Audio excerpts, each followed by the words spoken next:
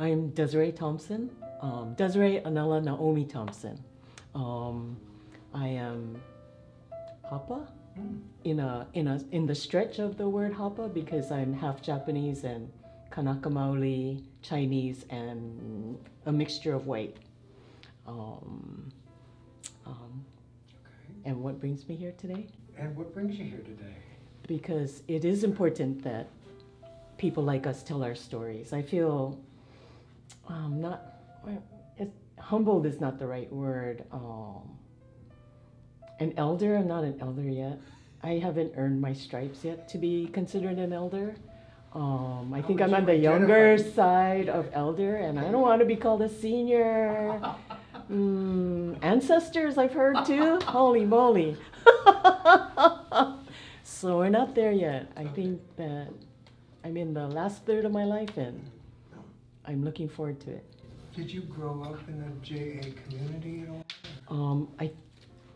Yes, because I grew up in Hawaii. So being half Japanese was kind of a good thing, positive thing, because there's some kind of like admiration for, or I don't know, maybe it's that internalized racism that it's better to be not fully Japanese. And oh, really? Can you tell me about that a little bit? I've never heard that. I don't even know why, but I felt like I was special. People talked to me in a different way because I wasn't fully Japanese or fully Chinese. But I do feel like I missed out on the Kanaka Maoli part of myself because of the ethnic conflict between the Asians that were brought in as laborers and the native population. I see. So even in my own family, my grandfather on my dad's side was very upset about my dad marrying a Japanese woman. I don't think it was a racist thing. I think it was his discomfort with what happened to Hawaii after the plantation economy took over. Where in Hawaii did you grow up? I grew up in Honolulu, and my parents are both from Kona. Oh, I see. So perhaps that's why they didn't participate in the community, because they're not from Oahu. I see, sure. Their community was more on the Big Island. Did you identify as a Japanese American? I think it was hard. I'm Yonsei.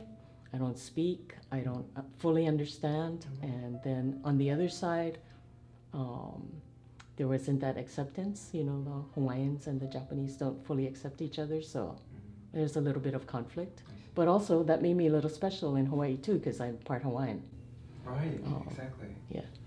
So your friend groups when you were younger, they mostly consist of Asian Americans, or? I would say, because I went to private schools, that most of my friends were Asian Americans. In fact, there was only one haole boy in school, in my elementary school. I can't remember his name, but I won't say it. And that's pretty significant that I can remember his name, because I might not remember other people's names. Yes, that is interesting, right? Yeah. So I wonder what his experience was growing up as the only white boy in a all Asian, I'd say, school, elementary school. I see. Then I went to a Baptist middle school, which was interesting, but I didn't grow up Christian, so when I went to Hawaii Baptist Academy, I learned some kind of negative things about Christianity. I think one thing in my young mind was, I remember them saying that if you don't accept Jesus Christ into your life, then you won't go to heaven. And I thought, oh, what about the people in Japan who are my distant relatives? They're not going to go to heaven? That really didn't make sense to me and kind of turned me off from Christianity. Except that growing up, quote, American, you kind of default Christian in this country, especially back in the 60s and 70s. And were, in the time frame of, between when you were born and high school, was there an emerging LGBT awareness on your part? For sure. I think that, I was thinking about this, gender identity and all that. I think I noticed the difference between girls and boys when my brother was born. So I was 3 years old, and then suddenly he was more special than I was. I mean, simply because he was the baby, but then I started noticing that because he was a boy, you could hear the language. He's a boy, he can do this. Boys can be more adventurous, and girls have to be quiet and obedient. And I was such a tomboy. Oh, I was going to say, were you a typical quiet girl? No. Okay. I was a tomboy, and I think I was kind of a little precocious. I think I was a little smart, but I wasn't supposed to be. So it's very challenging. Yeah. So did you have to dumb yourself down? Maybe more so when I got older, because the boys had to be smarter, and it's like, why? I'm just as smart as you guys. Yeah. I see. I see. That was tough. I think my whole life has been shaped around gender identity and trying to be important among males around me. And I see. So that was really important in high school. Yes, it always was important. Okay. And when you got to college, did it stay? Not as much, I think. I don't think that seemed as important to me at the time. I think I was more concentrating on getting through school. There was not going to be a marriage until I finished college. Did you want to get married? I was following the path that was visible to me. Gay life was not visible to me. I went to a Jesuit college, Gonzaga. And where was that? In Spokane, Washington. In Spokane, okay. And that's where I came upon an anthology on feminism that just completely woke me up. Really? And I left Gonzaga to go back to the University of Hawaii, and they had a women's studies program, and that was mind-blowing to me. Wow. So I started to study in the women's studies program, and surrounded by all these lesbians that I had no idea. I was so blind. You had no idea they were lesbian? No. I was the one in the office who was like, that's that baby dyke who just doesn't know it. And one day she'll find out. So, yes, took me about a year. So I came out in 1977. Wow. And my partner described my coming out as like duck to water. Really? I had no identity problems at all. I didn't think about it or moan about whether I'm going to be straight or gay. It's just like, wow, okay, this feels good. I mean, this is who I am, I think. I never felt that way toward any of the boyfriends I had. I see, okay. So even though back in 77, the culture wasn't exactly that welcoming to gay and lesbian people. Not at all. Was it that way in Hawaii? Yes, and I think I came out with white lesbians. I see. So it's easy for them. They had no ties. There were no relatives, no people who might recognize them when one of my girlfriends would move close to me in the car because those bench seats in the Malibu. Sure. And I was like, oh no, can you move back? Because somebody's going to see me. Not that I'm famous or anything, but... Yeah. But were you worried that someone would see you and it would get around then? Yes. Or maybe not, but even just being seen by that one person would be shameful, I think. So when you came out, did you come out to like your family and everything? I think it was, I'm not one of those persons who like sat down with my parents and said, I'm lesbian now, or never had those conversations until I got married in 1988. And I wasn't going to invite them to my wedding, but my partner said, what if they want to be here, and what if they're going to miss out? So I indirectly invited them through my brother. And it was kind of a disaster, so I'm glad I used him as a shield. Yeah. My mom was very upset. I see. Even though she had seen all of my girlfriends up until then. I see. So suddenly when it became explicitly known, she was quite upset. And my father supported her. I think, had she not reacted that way, I think he would have been open to it. And what was it she was upset about? Oh my. I have no idea. Oh, I see, okay. I mean, it's just so unconventional to her. Mm-hmm. Did that sort of create a really rocky relationship? I think we've always had a rocky relationship. Oh, I see. I've never been really close to my mom. I think I was much closer to my dad, and I think if my mom wasn't around, maybe I would have come out to my dad earlier. I see. It would have been easier. Because, did she want a more traditional version? Definitely, because she was always criticizing me for being so tomboy. I see. And encouraging me to go to charm school. I was like, Mom, I'm pretty charming. Put a book on my head, I can walk. I moved in 1987 to the continent, and I never wanted to move for that relationship. For that relationship, the woman you married. Yeah. Yes. Are you still married to her? We're in a transition right now. Okay. So we've had 30 years together. Yes. We're 5 months in a separation. I so see. yeah. Okay. Kind of difficult right now, but a little bit better. Sure. I didn't expect it, but this is the way it is.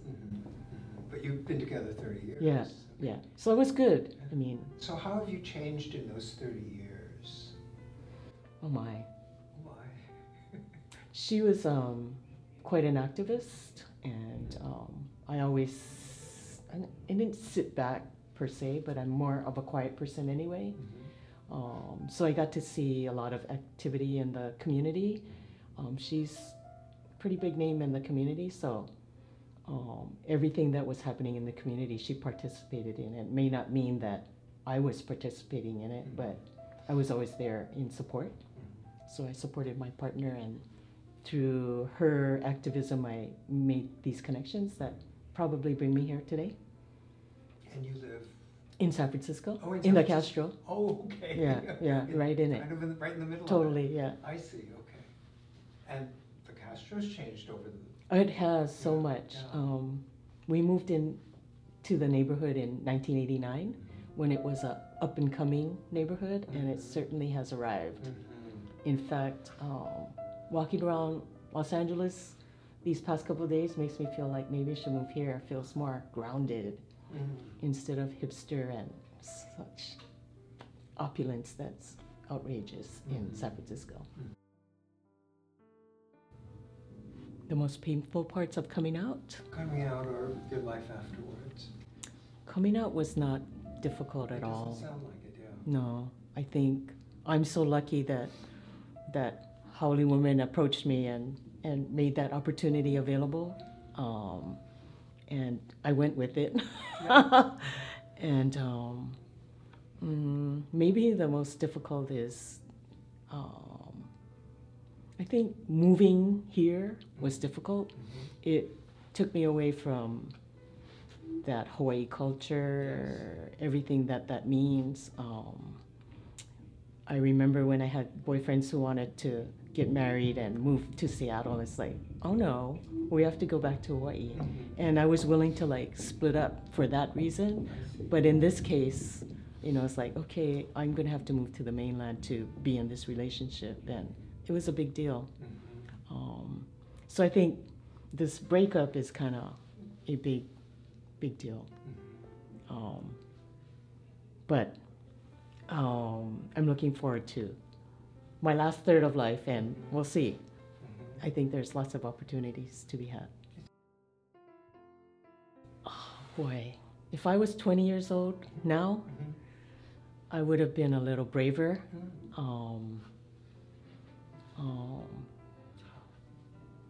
I think I would have been stronger in my identity as a lesbian. I see.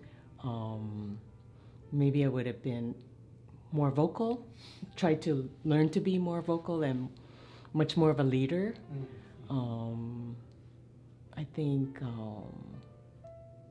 I think I was very afraid. I think I was very shy as a kid. I see. So even coming to this is that little shy remnants are still there, that fear of speaking and telling my story, even though I know that telling my story is important so that other people can hear this and perhaps take something from it. So you'd be a little braver. Yeah, be a How little are you braver. brave now? How am I brave now? I don't know. You know, when Marsha called me, I was still in bed, and I do this meditation in the morning. So when she called and asked me to do this, I was like, yeah, sure, let's do it. And I was so surprised. I surprised myself to be so agreeable, because normally I'd be like, oh, Marsha, there's no way that I would do this. But I, for some reason, felt very ready to do this, and I'm appreciating this opportunity more than I can say. Well, we appreciate it too. I mean, it's clear that it is you stepping out of your comfort zone somewhere, and that's such a courageous thing to do.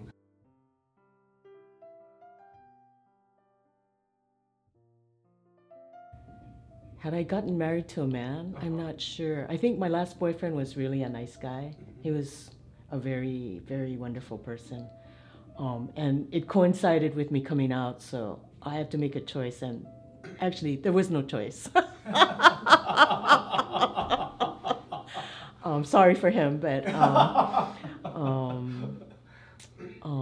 I think I'm a much happier person for coming out. Yeah, I can't imagine, I don't know, maybe I would have been okay as a married woman with children living the heteronormative life, but perhaps there'd be something missing. True love, maybe.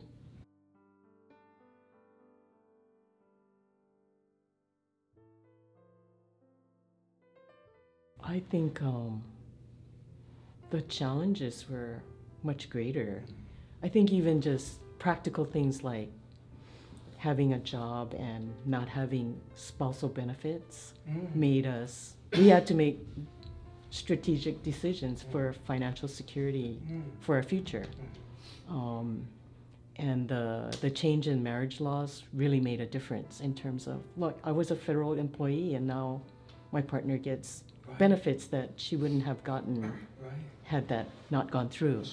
And we had prepared all that time by buying more insurance and all the things that straight couples don't have to do to prepare. I think I was dismayed when I read one of the retirement booklets about how even if you're a divorcee, you are entitled to retirement benefits unless you sign those rights away. So, you know, for me to be with somebody for 30 years and she would have not gotten any rights, and you're a divorcee and you get rights, that's terrible. So I'm not sure marriage was the best way to organize, but unfortunately that's how the country kind of understands or got to understand the love that we have for each other. Same-sex love, they might not understand that, but that everyone should get married and have the right to made sense to them. I think it was something tangible for them to understand. Exactly. I think we don't have any answers in terms of, you know, looking ahead, but you just keep going. I think I'm in this place where I'm in this unknown space right now. And sometimes I'm afraid, but it doesn't matter because it's going to be okay. You've really persevered through a lot in life. You really, really have. I didn't want to do this on It's camera. Okay. You're being your authentic self. Right. And it's beautiful. Yeah. So even at this age, things are a struggle, but it all works out in the end. You have the strength to get through Right. it. Right. And the support from everyone. So Absolutely. yeah, that's the best. Absolutely. Having community. Thank you so much for doing this. We really Yeah, thank appreciate you. it. It's beautiful. Yeah, thank you.